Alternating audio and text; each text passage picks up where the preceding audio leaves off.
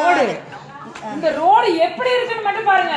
Masakalipalayam road எப்படி இருக்குன்னு பாருங்க. தயவு செஞ்சு பாருங்க. தண்ணி எத்தனை நாள் ஆச்சுன்னு வந்து பாருங்க. கேக்குறேன். இப்போ வந்து 14 நாளுக்கு ஒரு டைம் நம்ம தண்ணி இந்த குப்பை எடுக்கிறதுக்கு ஆள் வராங்கன்னு கேளுங்க. இதெல்லாம் எதுவுமே பண்ணாம ஓட்டு மட்டும் கேட்க வர்றீங்க நீங்க. என்ன நியாயம் இது நீங்க?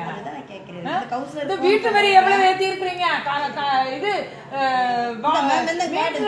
அங்க கொடுத்துருங்க.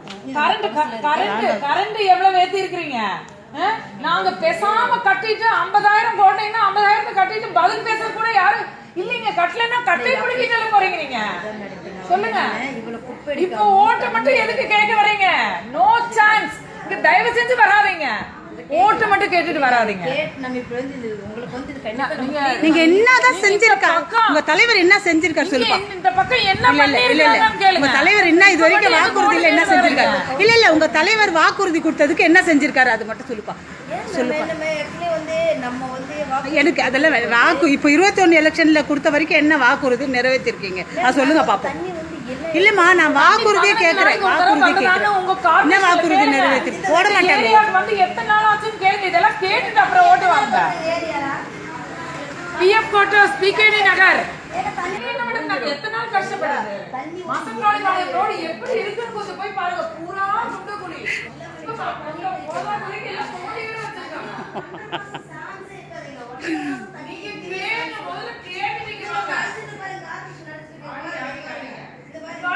ஏன் அப்படி திரும்பி நின்னுக்கிறீங்கம்மா? நல்லா நில்லுங்க. திரும்பி தான் நில்லுங்க. நீங்களும் இந்த நாட்டில் பிறந்த பிரஜை தான், மறந்துடாதீங்க. நீங்க இந்த நாட்டில் பிறந்த பிரஜை தான், மறந்துடாதீங்க. திமுக கூட சேர்ந்துக்கிட்டு ஓட்டு கேட்க வந்தீங்கன்னா அசிங்கம். அதை விட கேவலம். உங்க குடும்பமே பாதிக்கும்பா. வயிறறிஞ்சு சொல்றேன். நல்லதே கிடையாது. மேம் நீ கண்டிப்பா நீங்க எனக்கு வீடியோ எடுங்க. நான் ஆக்ஷன் எடுப்பேன்னு ஆக்ஷன் எடுத்துட்டு தான் இருக்கு. 1.5 மாசத்துக்கு தண்ணி வர்றதுக்கு வாய்ப்பு இல்லை.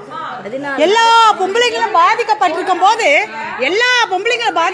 போது சில பேர் மட்டும் வரீங்க. அசிங்கமா இல்ல? சொத்து வரி வெக்கமா இல்ல? அசிங்கமா இல்ல? எந்த வருமானமும் இல்ல. போட மாட்டாங்கப்பா. ஓட்டே போட மாட்டாங்க. 2 லட்சம் கட்டலன்னா ஹாஸ்டல் இழுத்து மூடிடுவேன்னு சொல்லிட்டாங்க. கடனை என்னங்க கார்பரேஷன் காரங்க அப்ப நீங்க வந்து நோட்டீஸ் கொடுக்கறாங்க. நம்ம கவுன்சிலர் சீட் வச்சிருவாங்க அப்படிங்கறாங்க. பேசல அப்படி நீங்க கேக்குறீங்க. நீங்க நம்ம கவுன்சிலர் உங்களுக்கு வேணா கவுன்சிலர் எனக்கெல்லாம் கவுன்சிலர். ஏன் உங்க கூட ஆம்பளைங்கள வரலையா? ஆம்பளைங்க வர மாட்டாங்க போல. வர மாட்டாங்க. எப்படி வருவாங்க?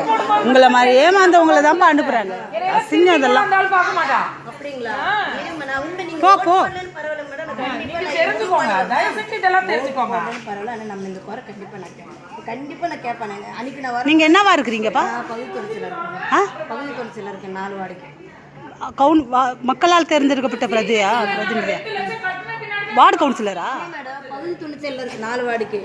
22, 27, 26, 52. அவங்க தொகுதியில் வந்து கேட்டாதான் தெரியும் உங்களோட இது என்னன்றது. இருப்பாங்க 26 இருப்பாங்க.